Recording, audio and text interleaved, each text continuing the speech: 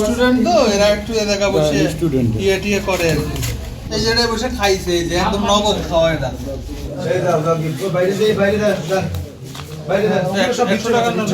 এটা কোনো ক্রমে তো দুষ্টমি হতে পারে না। না না না না, এটা তো ক্রাইম বন্ধ।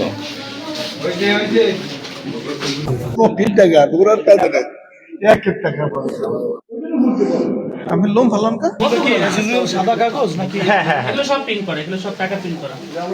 এগুলো একটাও কোনো সাদা কাগজ নেই, আপনারা চাইলে হাতে নিয়ে ওদের দেখতে পারেন। সব টাকা। আরে না, আসেন পরে যাচাই বাছাই করে নিন। ওইটা আসবে, অফিসে আসবে। ওইটার বা একটু প্যান্ট বা আমার আমি তো কোনো অপরাধ করি না। তাহলে আমরা গোপন সংবাদ জানতে পারি যে বরিশাল কোতোয়ালি মডেল থানাধীন সদরগাছি ওইখানে দুইটা বাচ্চা ছেলে শিশু আর কি, ওরা 100 টাকার নকল নোট মানে বেচা কেনার চেষ্টা করে। ওইখানে পাবলিকের সংবাদ পেয়ে আমরা ওদের দুজনকে ধরার পরে আমরা 6টা 100 টাকা নোট পাইছি। পরবর্তীতে ওই শিশু দুইটার নাম ছিল হলে গিয়া শাওনার আলী।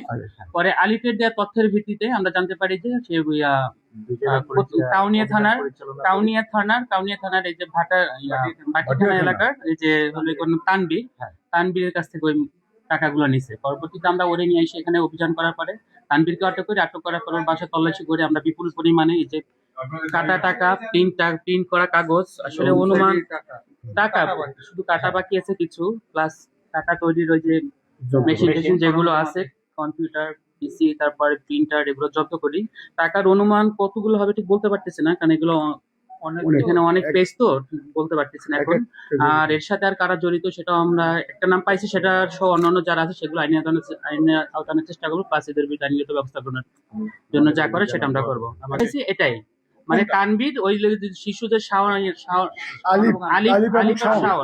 এদের এই যে বাচ্চাদের মাধ্যমে টাকা দিয়ে এরা দোকানে দোকানে এগুলা ইয়া করে, সাপ্লাই করে। তদন্ত না করলে বলতে পারবো না। আমরা আশা রাখি শেষ পর্যন্ত আমরা পৌঁছাবো, চেষ্টা করবো আমরা পৌঁছানোর। বাংলাদেশের যারা সবাই আইনে আনতে ব্যবস্থা করবো।